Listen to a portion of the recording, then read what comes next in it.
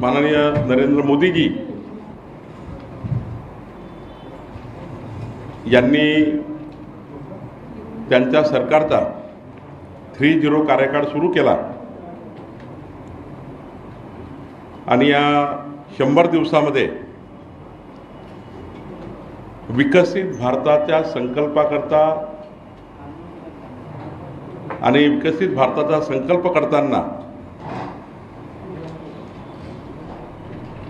भारताच्या विकासावर 100 दिवसात 122 विकासाच्या विषयावर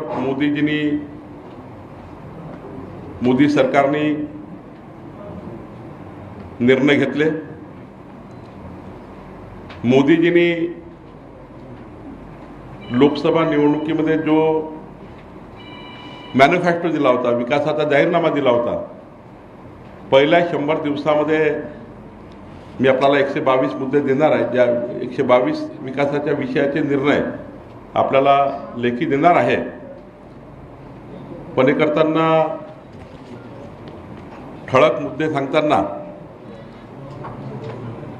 पहिल्या 100 दिवसामध्ये 15 लाख कोटी रुपयाचे इन्फ्रास्ट्रक्चरचे प्रकल्प याला 100 दिवसातच मान्यता मिळाली आणि 3 लाख कोटी रुपयाचे कामं सुरू झाले। त्याची यादी आपल्याला देतो आहे।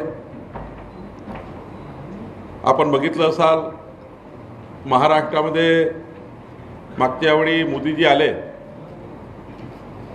वाळवणमध्ये 76,200 कोटी रुपयाचा वाळवणचा जगातला सर्वोच्च बंदर, म्हणजे जगातल्या 10 सर्वोच्च बंदरामध्ये वाळवणचं बंदर